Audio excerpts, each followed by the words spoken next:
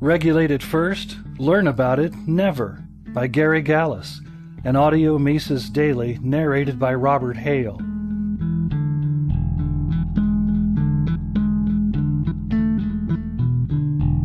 People are generally aware of the positive power of compound interest when deferring consumption in favor of productive investments.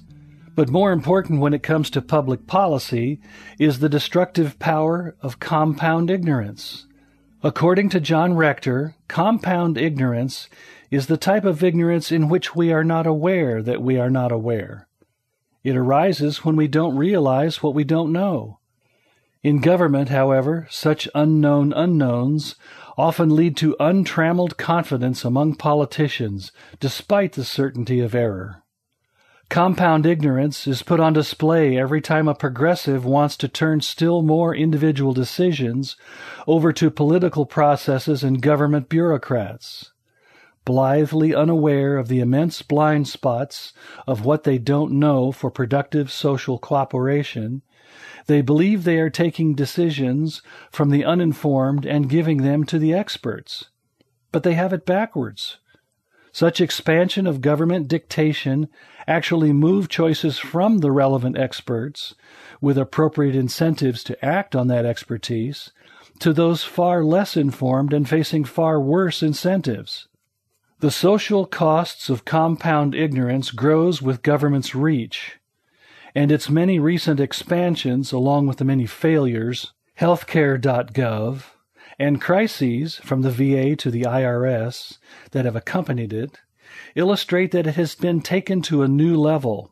Such scandals reflect the compound ignorance that separates political promises from what it takes to actually deliver on them. The current version of that shell game typically starts with a presidential commitment, delivered with solemnity to convey, "I really mean it."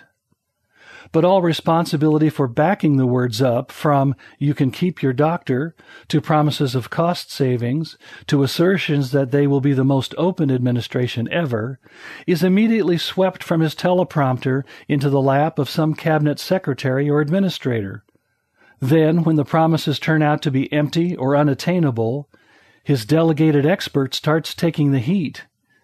There is a period of expressing confidence in their competence, which amounts to confidence that by picking the right administrator, circles can be squared, combined with efforts to focus attention elsewhere. But then political heat picks up. When it becomes worrisome, the administration expresses anger at the failure, which implies surprise, and determination to fix it. That is then demonstrated by bringing in a new fixer to replace their predecessor, transformed into the scapegoat. The president is thereby kept from ever having to put forward how he would do what he promises, firewalled from political blame, even when the multiple scandals allegedly discovered by watching the news demonstrate a compound ignorance that guarantees failure to know enough to deliver. Obamacare's enactment offered a good example of unwarranted confidence in the face of massive unknown unknowns. While Nancy Pelosi's assertion that we have to pass the bill so you can find out what is in it was widely lampooned, including a poster of her with the caption, "Ignorance. It's not just bliss anymore, it's policy." The fact that Congress was forced to vote on what was not even available for reading creates an even higher order of ignorance. They could not even know what they were deliberating on, much less the degree to which it would be hamstrung by compound ignorance.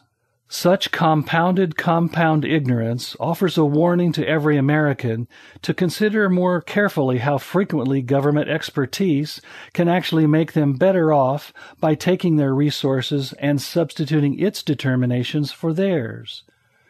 That is the crucial issue, as every other government act requires harming some, which is an odd way to advance anything that with a straight face could be called the general welfare.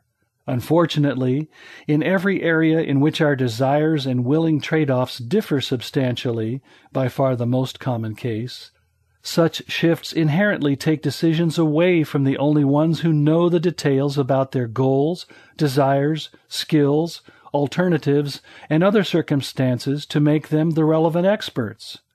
Voluntary market arrangements incorporate the highly varied yet overlapping knowledge of all participants, each expert in their array of circumstances of time and place, even when the vast majority knows virtually nothing at all about them. Such specialization in knowledge and tasks that most are ignorant of, coordinated by markets, is in fact the primary source of advancing civilization. It allows effective social cooperation even in the face of compound ignorance and constant change. In contrast, when government fiat overrides that process, compound stupidity replaces coordinated knowledge. Inherently insufficient experts who don't know enough to say, "I don't know enough," then demonstrate that they have been raised to a level beyond their incompetence. Government does ever more of what it cannot do well, but can do very badly. And since, as Friedrich Hayek noted, the more civilized we become, the more relatively ignorant must each individual be of the facts on which the working of civilization depends, the price society pays is beyond comprehension.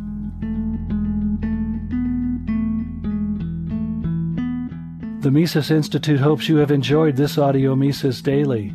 For a world of free market literature, media, and discussion, visit Mises.org.